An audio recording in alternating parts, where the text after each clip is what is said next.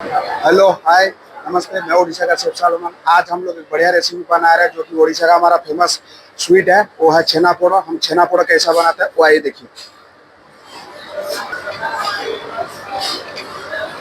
हम लोग सबसे पहले जो छेना रहता है वो हम लोग 1 किलो करीब ले लिया है।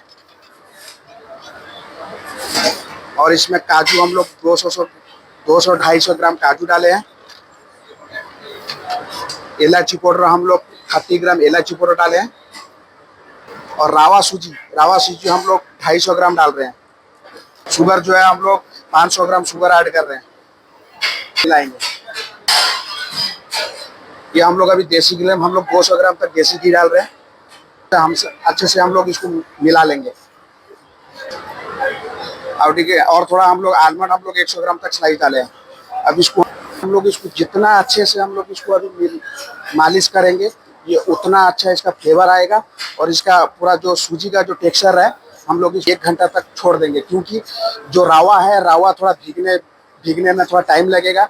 और ये भीग जाएगा तो आपको बेक करने में बहुत ही ईजी होगा। तो हम लोग इसको कम से कम 15 से 20 मिनट इसको मालिश करते रहेंगे। पूरा ऐसा पूरा मालिश करना आपको, ताकि जो छेना पोड़ा है वो अच्छा पूरा बन जाए।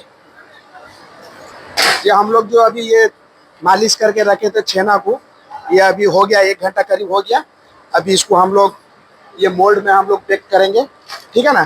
तो इसमें हम लोग सबसे पहले बटर पेपर दे दिया है ये मोल्ड में। ये हम लोग अभी ऐसा इसलिए कर रहे हैं, इसको थोड़ा अच्छे से चाप लेंगे, क्योंकि हम लोग का अभी बेक करेंगे 180 डिग्री में।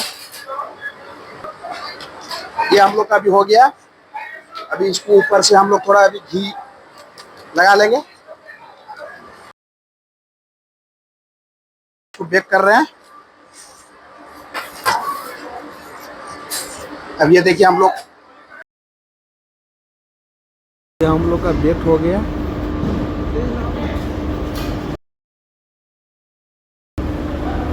तो इसको हम चेक कर रहे हैं। ये हम लोग का अभी हो गया है। अभी इसको ठंडा करने देते हैं, उसके बाद हम लोग दिखाएंगे कैसा बनता है। ये हम लोग का अभी रेडी हो गया। देखिए